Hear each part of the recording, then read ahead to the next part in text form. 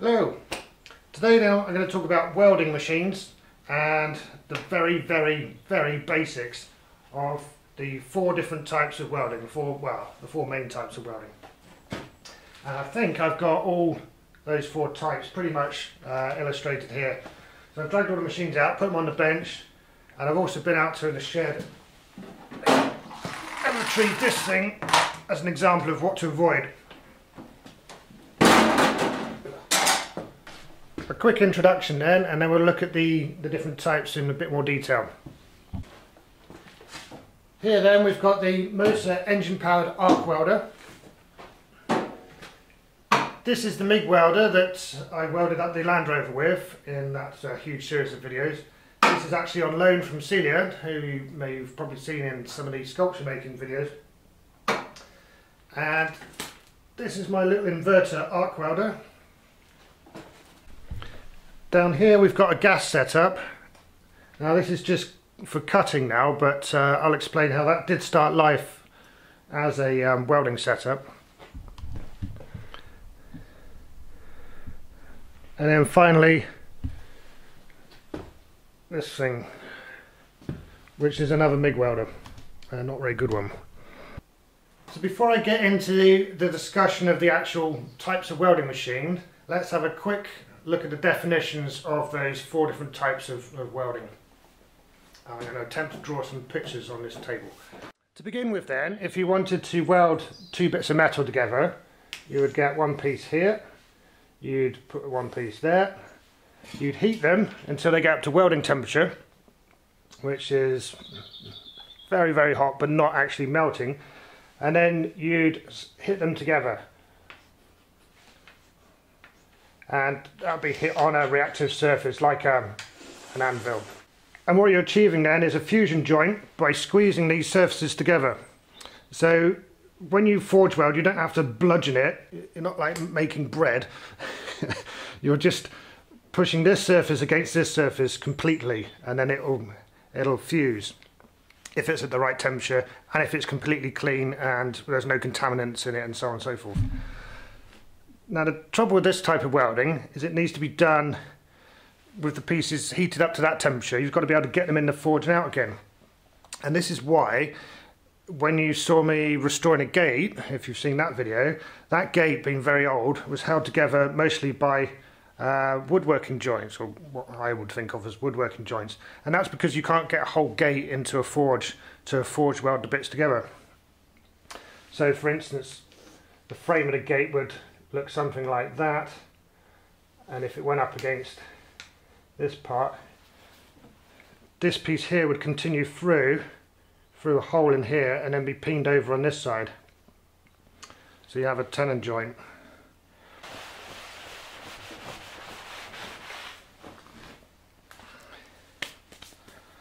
Now imagine you've got your piece of metal here and a piece of metal here.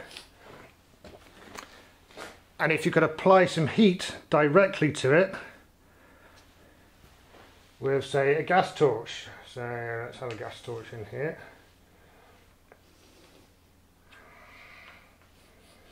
Something like that. Now if this is coming in here with acetylene, say, and oxygen, then you'll get in and you're mixing them together. You need some mixers. They come down and through this blowpipe, and you'll get an absolutely fearsome flame coming out of there at about 3,000 degrees, I think it is. And then you can make a puddle here of molten metal. And what you're aiming for with something like this is you'll be able to get it about that deep. So a puddle like that. And as you go with that, you'll be feeding in some filler rod, which is made of the same sort of stuff as this that you're trying to join together. And then you'd flip the piece over and then do the same on that side. So that would be gas welding. At the same sort of time that was being developed, somebody came up with electrical welding. So here's the two pieces that we want to join again. And now this time there'd be an electrode. So the electrode is a piece of metal and it'd be held in an electrode holder, and then a cable goes off to a power supply, and another cable comes back and is clamped on here onto what you're trying to join together. So then we can strike an arc, so an arc like a spark plug or something like that. An arc is where you're basically sending electricity through the air, so it is like lightning in effect. So with this, you've got the machine here generating the electricity, or potentially generating electricity. Once you touch that electrode to that, it completes the circuit and current will flow. But if you just jab that on there, it's going to stick, and what will happen is this will glow red hot, because this is the smallest, the most resistive part of the circuit, because it's big fat cable and a relatively thin electrode. That will just glow red hot and eventually melt. So the trick to arc welding is to strike an arc like you would a match. So you strike with that, you pull back the electrode and you have a gap, and the electricity will jump across that gap. And that jumping electricity, as it goes across there, will generate a huge amount of heat in here, and again you're forming that puddle. Now, one of the advantages that arc welding has over gas welding is that the electrode isn't just a bare piece of metal, it's covered in something. So if you look at this selection of arc welding rods,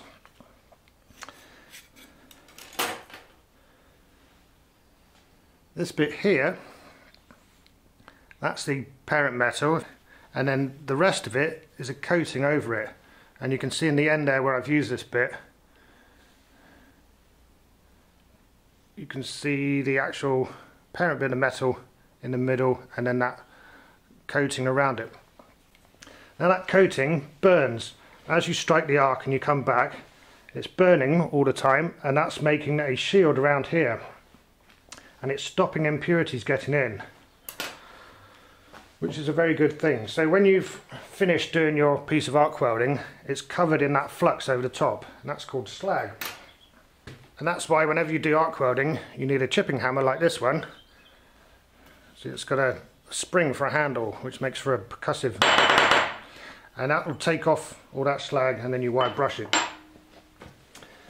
So that shielding is very important, and that's why when you're just using a gas welder, everything has to be immaculately clean. In fairness, for any kind of welding, the cleaner the better. So this is arc welding then, and you're generating that cloud of burning flux, which is keeping the impurities out, and off you go welding along like that. The other very common type of electrical welding is MIG welding. So if we have this metal here again, we've still got a box making electricity, we've still got an earth clamp, but instead of an electrode that we burn, we will have it's an appalling drawing, we will have a spool of wire in here, which looks a bit like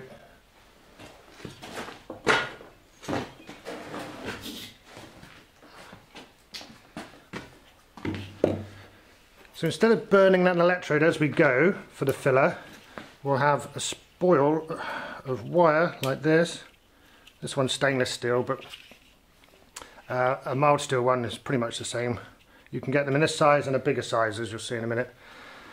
So if that's in there, the wire gets fed through this cable and then through this handle and out the tip. Let me show you what. So on the really nasty welder that I've got, this is what that looks like. So we can put that there.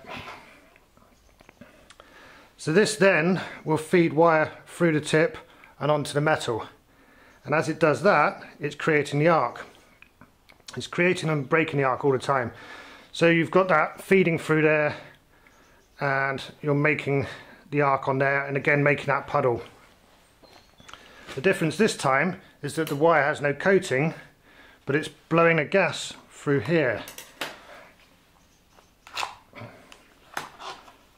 So the wire comes out of this tip, and the gas comes out from here and comes through this shroud.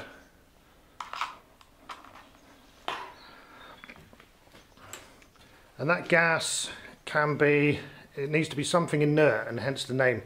MIG stands for metal inert gas, and you've seen the metal coming out there, and the inert gas bit is the shielding gas that comes around here, so it's blowing a cloud of gas as you go along, and that can be, the cheapest type of gas would be carbon dioxide, which is fairly inert. You can also get argon mixes. Now the very cheapest type of wire fed welder doesn't even have gas. You can have a type of wire which has got a flux in it, so a flux cord wire, and as that comes out it makes kind of the shield, but it's I've never had much fun using those, and I would recommend avoiding that really. Yeah, I think flux cord wire at very high amperages is a different thing, but certainly for the very cheapest machines you're not going to get a very nice weld out of it. Well, I never have. Okay, so we've looked at, well, we've kind of looked at forge welding, gas welding, arc welding and MIG welding. The other one is TIG welding.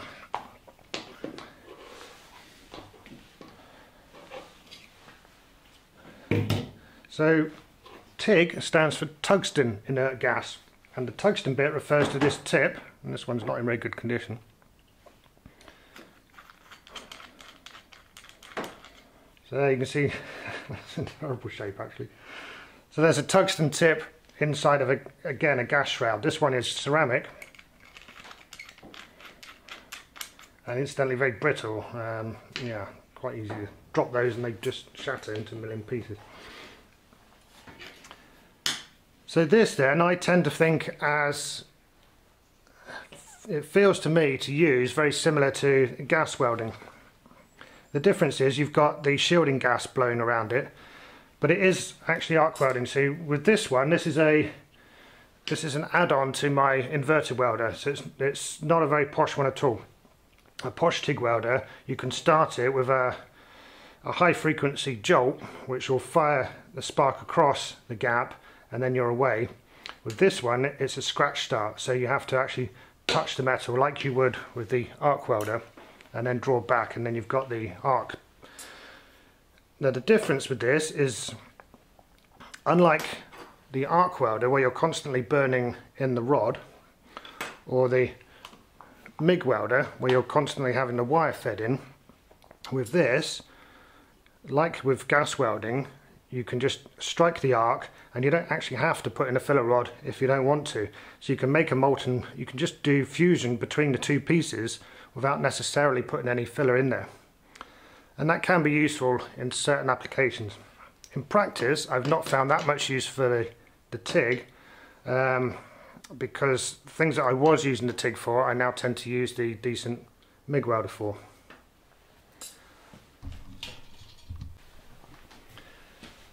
So now we've been through the definitions of the main types of welding machines. Let's have a closer look at some of them. We'll start with the MIG welder.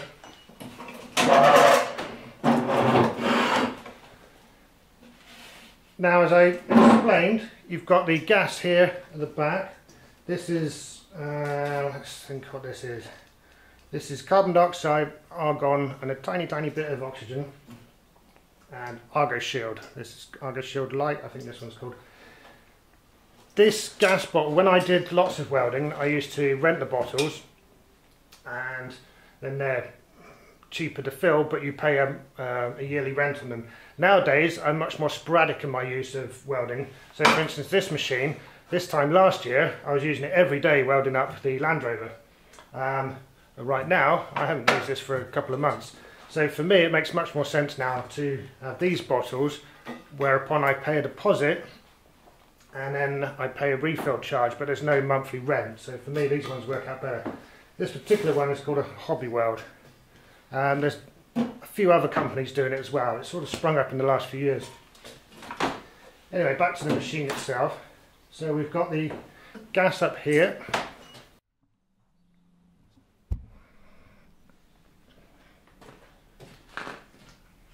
This regulator then obviously allows me to regulate the gas, It's got two dials, one for the flow coming out and one for the remaining pressure in the tank.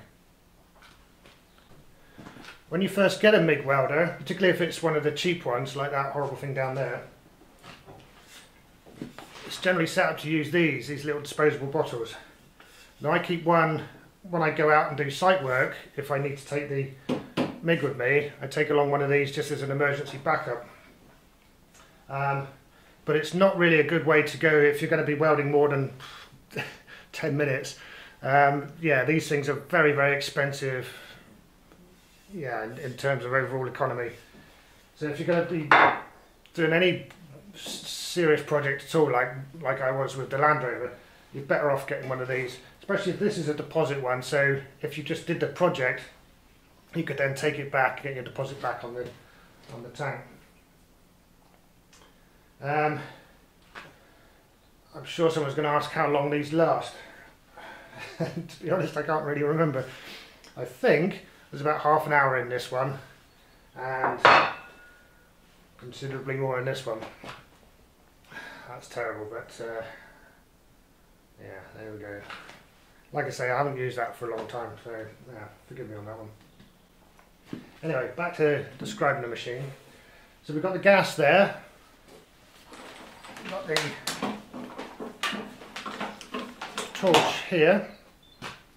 Now this is not a super duper welder, but it's a good, I would say if you were looking to set up a home workshop, this is a good thing to aim at, something like this. So this doesn't really have an industrial torch on it, but it's quite nice nonetheless.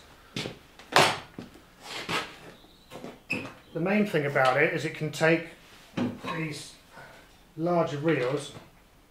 So instead of that, where's it gone? So instead of just having to buy loads of these, again, buying lots of these little ones is like buying lots of the little gas bottles. It's just not really very economical. It's better to get these 5 kilo reels, and then tip for the day is to spray in lots of WD-40. It doesn't make any difference at all to the actual weld, but it stops this going rusty. So this is, let's see if we can zoom in on this one. In here then we've got copper coated mild steel wire, very thin wire on this machine, and then here we've got the wire feed mechanism. Now this is what marks this particular welder out from the other one. This is much higher quality wire feed mechanism. This is the main set of moving parts in a MIG welder, and this is what's going to go wrong on the cheaper machines.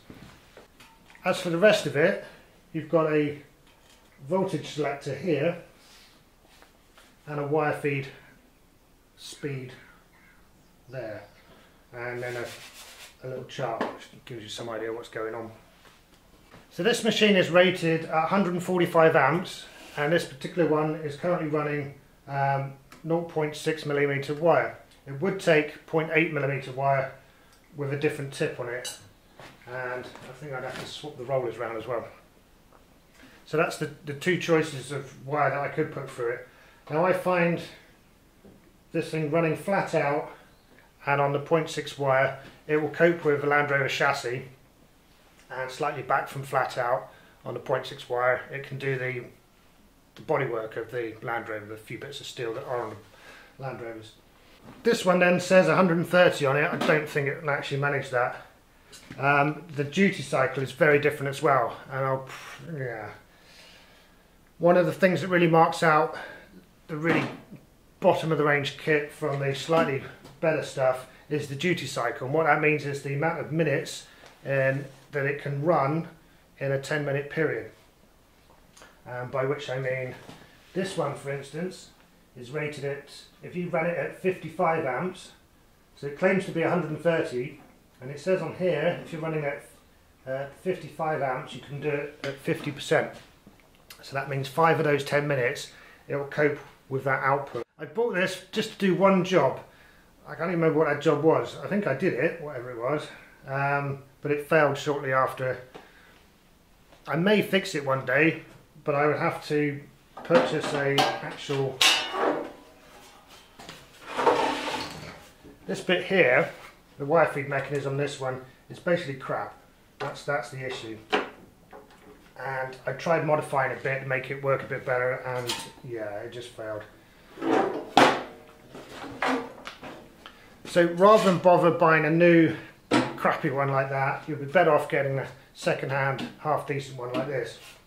And like I say, this is by no means an industrial welder, but this is about as much as you'll get power wise through a home setup.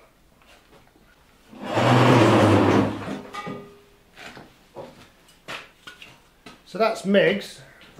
Let's turn now to arc welding.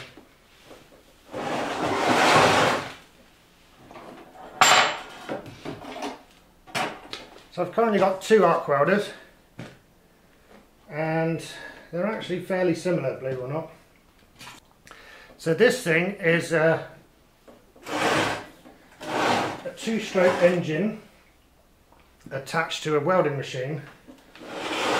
It makes a horrific noise when you're using it, as you may have seen in some of my videos where I've been welding up the digger and things like that. So it does have its place. This thing, on the other hand, is light as a feather in comparison, almost the same power output, and it's really, this has been one of the things that's made me an awful lot of money over the years that I've had it, which has been many years now. So again, the brands aren't particularly important. What I'm trying to describe is the type of machine and its capabilities. So this one here will go up to about 120 amps or so on a 3-pin plug, you know, not a normal 13 amp plug. But put one of these on it and you'll get up to its full capacity, so which should be about 160 amps. Now this, I use these leads. So there's the earth clamp, and then there's that's the electrode holder. One of the big advantages of arc welding as opposed to MIG welding is the flexibility of it. It's much harder to do thin stuff, but on the other hand, anything that's I'd say 2-3 millimeters upwards, you've got much more flexibility with the arc. And what I mean by that is you can do mild steel, stainless steel, cast iron, all those different types of metal using the same machine, just with different electrodes. So for instance, this here is a general purpose 6013 electrode, and that I'd use for just about anything, and that comes in different sizes. I'd use a 2.5mm, 3.2mm, this one's a 4mm. That's about as much as this can handle. It's probably a bit more than this can really comfortably handle. For cast iron work, I can use the same machine but with a nickel iron rod, and that would allow me to weld cast iron. There's quite a lot more to the process than that, but it's doable with this and that. So this, I could also convert it to TIG welding, like I said. So that means using this torch instead. And out of this becomes the power lead, this one, and also a hose here, which connects up to a gas bottle. And the annoying thing about that is it needs a different type of gas to the MIG welder. So the MIG welder is running a carbon dioxide and argon mix. The TIG welding process needs pure argon. And yeah, although you can use one for the other, but it doesn't really work. For my purposes then, arc welding was the way to go, and for about 10 years I didn't even have a MIG welder at all. Partly because that meant that when people asked me to weld their cars, I'd say, sorry, I just don't have the right equipment. I really don't like welding cars. And Rovers I give an honourable exception to. But for making gates and railings and stuff like that, blacksmithing type stuff if you will, I found the arc welder gives you more bang for your buck, and you can do the big stuff. Now, when I started blacksmithing, I was working for a company and we were using MIG welding. We only used arc welders out on site for installation work. But the MIG welders that we used in the workshop were monstrous machines running off a 3-phase, and they were running about 200 amps or so. which is it's much more than you can really get in your home workshop, in your garage, without going overboard on the electrical installations. Working in a small workshop then, or working like I am here, where I don't have much power because I've no mains power at all, I have to provide my own power. This situation, arc welding's always been good for me. And you can get bigger stuff done by beveling into things. So let's have a look at what I mean by that.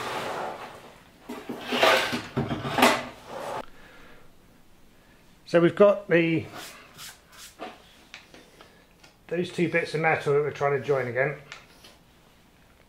And if you've got oodles of power, and you can just burn into this, you can make that puddle of molten metal and then flip it over and do it from the other side, and that way you'll get right in there and get the whole thing joined together.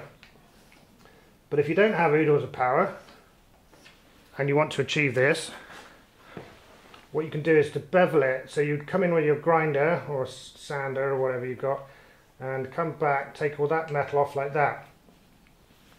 So instead of butt joining two fat pieces of metal, you're actually joining two V-shapes together. And then you come in with something like a thinner rod like this. So if you've got the power, you could use a 4mm rod. If you don't have the power, you can use a 2.5mm rod and burn in there. And you'd go like that and like that. Clean it all up and then do it again. Clean it all up and then do it again. Clean it all up and then do it again. And that way you've got full penetration in your weld without having to have a massive welder to do it. It's just taken a lot longer, but you've got there anyway. And so using that technique of cutting right in to bevel the joints before you weld them and then doing several passes, that's how I've managed to weld up things like the arm on the digger, or indeed build the power hammer here. So over at the power hammer, lots of these welds, like here on top where it's got to hold this assembly, here where it's got to hold this brace, and down here where it's attached to the main frame, all these are like triple welded. So they're cut right in, and then a root weld, and then another weld, and a dressing weld on top of that. And I'll just show you another example of a really serious bit of welding done using that tiny little inverter welder here. Now that joint I did many years ago when this whole piece of steel was in the barn, when the barn was a workshop before I converted it into my living quarters. And that's definitely stood the test of time. It's got a fillet on the top, it's strengthening admittedly, but essentially it's mostly a butt weld. Now I'm not suggesting you do this until you're very confident with your welding, but it just goes to show what can be achieved using this. And yeah, I'll happily hang an engine off of that, no worries. Just for completeness then, we'll have a quick look at this. This is the gas setup that I've currently got. Now like I say, this started out life as a welding rig, but it's slowly evolved over the years, and what's left of the original, well, I think the regulators are, I think that's about it. So instead of a welding torch, I've now got this is a dedicated cutting torch. Instead of acetylene, I've got propane, and instead of a giant oxygen bottle, I've got one of those small ones.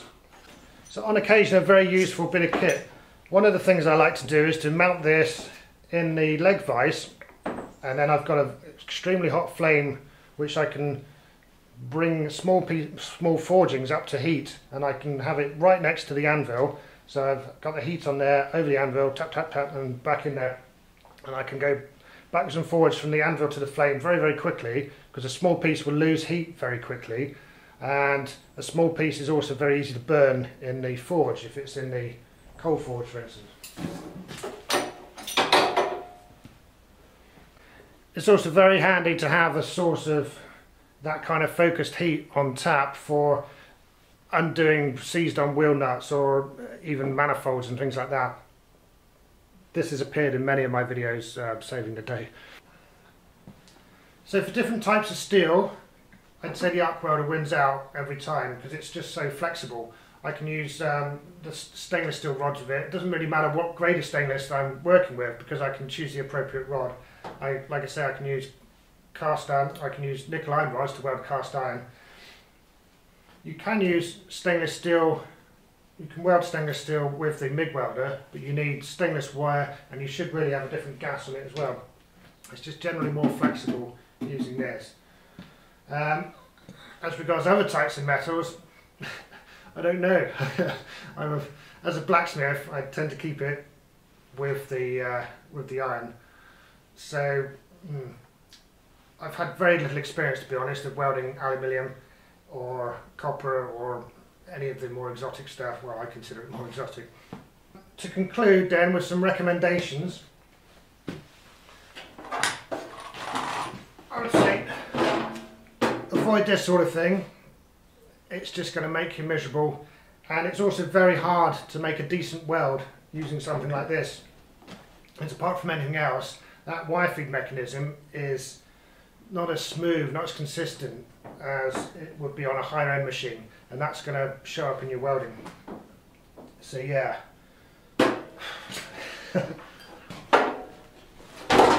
Definitely some buyer's remorse there. If you're going to do car stuff, then an arc welder is not really for you. You want a MIG welder. You want a MIG welder with gas. I would suggest getting one of the bigger bottles, and I'd say something like this that goes up to about 150 amps. That means you can do body work, which you'll want it about half of that, and you'll be able to do chassis stuff, which you'll be using it flat out for. If you want to do lumpier things like farm stuff, then an arc welder will serve you well. These are actually very cheap now. You can get a good quality inverter welder for really next to nothing. Another option for getting hold of an arc welder is to get a second-hand transformer welder, and they can be had very cheaply off of eBay, and that's probably the cheapest type of welder that you can buy, I suspect. I got one fairly recently for a tenner. Just to use as a backup in case, well, I didn't really have a use for it in the end, so I gave it to Mark, who's the other hairy fellow you'll see in the Project Awesome videos. Anyway, it worked perfectly well, and yeah, it was a nice bit of kit really. So yeah, worth considering that as well.